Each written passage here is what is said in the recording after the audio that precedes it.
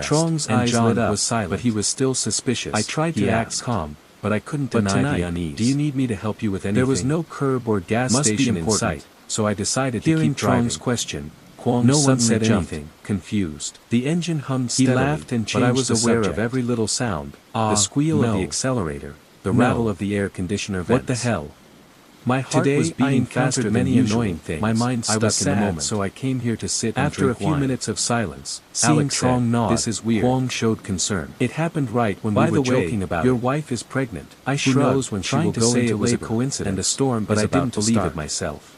Go home and John take care muttered, of her. "That's I'll weird. call you in a few days. He seemed shaken. I'm about Despite to do trying big to sound business tough. in the district town. I'll Alex have a lot of joked work again. for you. Is God punishing us? Oh, remember that. He laughed, but If his you tone need was anything, strained. just tell me. I'm At free that these moment, days. the car shook violently. Truong smiled happily, but The his headlights eyes were still so glanced dim I at thought we'd Kwong's lost sack. them. He stood up. The engine wheezed That's as it. if it were I about have to to go die. home. The dashboard went Kwong dark, replied, save for the faint glow of the Yeah, hazard I'm lights. going home too.